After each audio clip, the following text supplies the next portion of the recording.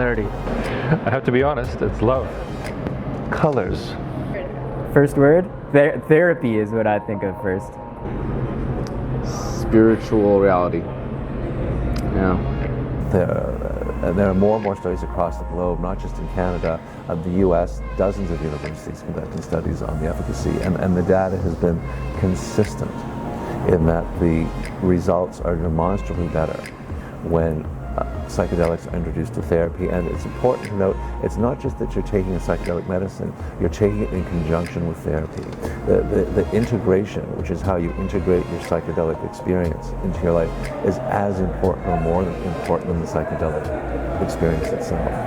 We're focused on getting access to psychedelics. One of the reasons why some of those private clinics are so expensive, it's the nature of the therapist's time, it's the nature of what's legal now, it's the nature of how it's done. And so absolutely access is a real problem. And yes, we are working towards access on all levels. The main question is make it legal, make it accessible, make it so that doctors can use it, make it so they can give it to their patients. KGK is one of the core pillars. We're the research pillar of the Wellbeing family, or the Wellbeing ecosystem. I founded KGK over 25 years ago out of the Center for Human Nutrition at the University of Western in London, Ontario. We were really ahead of our time in our thinking at that point in 1997 to found such a company and to offer research services to the nutrition industry. It was the Wild West. I think we see a similar opportunity here to really shape an industry and to avoid the pitfalls of what happened in the nutritional side. And it took us 25 years to get here. I don't want it to take 25 years for us to be able to provide these innovative treatments in mental health and to make them accessible to patients. But it is very, very important that we need to do this right. What I mean by that is we need to let the data guide us. We need to let the science guide us, and to make sure that we do good, accurate science that will provide us with the data to walk into the front door of Health Canada and the FDA to get these things approved. So I guess right off the bat, why don't you just introduce Optimi to everybody watching right now? So what is it that your company does? What is the thesis? And perhaps what problems are you trying to solve? You bet. So I like to describe Optimi Health as a health and wellness company with a profound focus on all things fungi. And I do throw in psychedelics because I think there's a lot broader topic there. But Optimi, as I said, with its focus on functional and psilocybin-containing mushrooms, the problems that we're trying to solve, I think, go across a spectrum where I'd say the reemergence of the importance of fungi as treatments, both in terms of medicinal, but then also from life-changing. There's a lot of potential there, and that's where Optimi is looking to solve issues that I think a lot of us face day to day, and certainly pandemics and other things have brought that to the forefront. And if I, again, was sort of short form positioning to say, well, who are we and what do we do?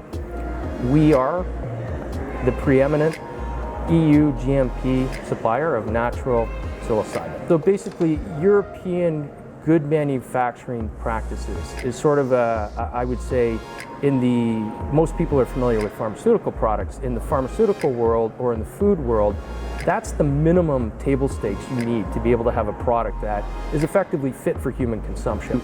If you ascribe and manufacture to the EU, you're covering all bases. In North America, a good manufacturing practices, so GMP, and then from a cultivation side, what's something called GACP, so good agricultural cultivation practices. Those are really the boxes you need to tick. When you're talking about these positive effects specifically for end-of-life palliative care, lessening the fear of death, the anxiety around it, this isn't just people talking about their anecdotal experiences, being like, yeah man, I did LSD and now I'm not afraid of death. There have been structured clinical trials, many at this point, both back in like the 60s and also in modern times, that are showing that these medicines are effective in helping people that have anxiety about the end of their lives. Yeah, the conference, we had numerous panels talking about the trials and studies that are being done. And the efficacy rates are around 80% almost every time. It's an incredible return on how many people are being helped. And we don't see that with other medicines. No. It's really 30, 40% with SSRIs. It's really a step change, a paradigm shift assuming that we continue with this data as we get through all of the phases of clinical trials, like if we keep getting this data, it could revolutionize end-of-life treatment. Yeah. And there's two sides to the argument. The data is so important, and we need to understand it. There's medicines we haven't even studied yet, 2CB and 3-MMC and all these others that very few trials have been done. Are those natural ones, or those are No, synthetic? they're synthetic.